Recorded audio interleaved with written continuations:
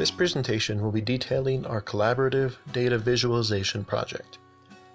This project entailed us examining the UNM Spring 2016 Official Enrollment Report and selecting 2 tables of data to highlight.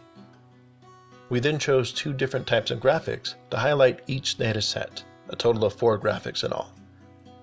The purpose of this project was to show how changing a graphic to a set of data can change its meaning.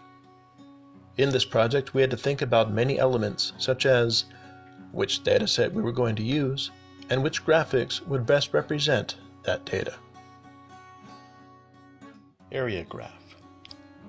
This area graph is designed specifically for the Taos branch, or anyone at UNM who is interested in the number of students transferring from the Taos branch to UNM. This chart is specifically geared toward a specific branch, in contrast to the more general audience of the original chart. It lets the audience know at a glance how the Taos branch compares to the other branches and CNM in total transfers over a 5-year time span. The use of color sets the Taos branch information apart from the rest. So another graphic that we chose to do as a group is the line graph. This was recommended, and we decided to use this graphic for the UNM branch transfers data. And what this data is basically telling us is how many students UNM gets to their main campus from other branches. And this is of course going over the course of a few years, so from 2012 to 2016.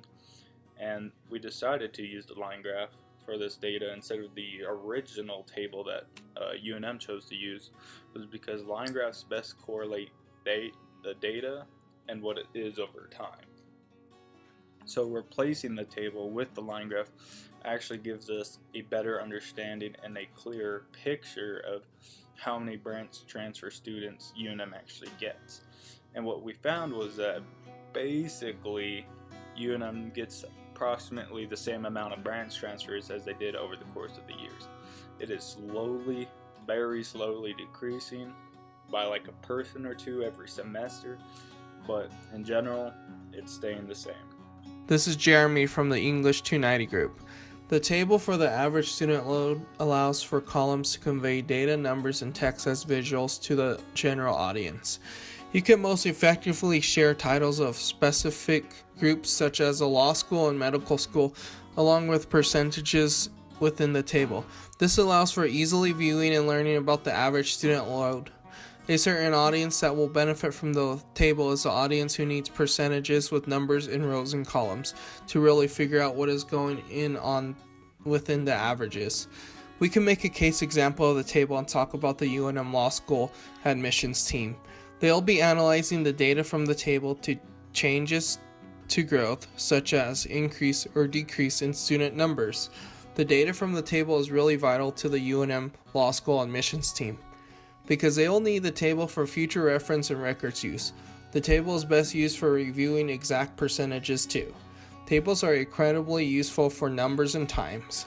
The UNM Law School admissions team can look at a specific row and column for exact data. For our final chart, we decided to use the bar graph. The bar graph represents various schools and programs at UNM, such as medical school, law school, graduate programs, and undergraduate programs. This includes the grand total as well. This graph works best for those who would like to view these individual schools and programs in their own distinct setting. What I mean by that is that the data changes are grouped together for an easy year-by-year comparison. However, this graph can also easily be used as a comparison between the individual schools.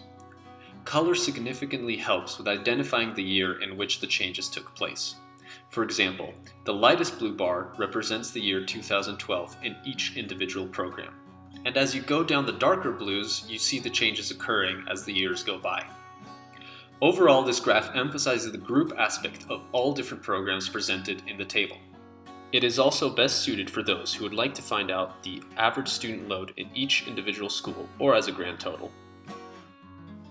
Overall, this project was fun yet challenging. Collaborating with a group that has various schedules and no centralized physical location was difficult at times. We succeeded by examining the project, breaking down the individual tasks needed, and everyone doing their part. We have gained valuable experience and knowledge from working together on this project, such as how graphics can change the meaning of any data and influence how we think and our intended audience thinks about the data we are analyzing and presenting.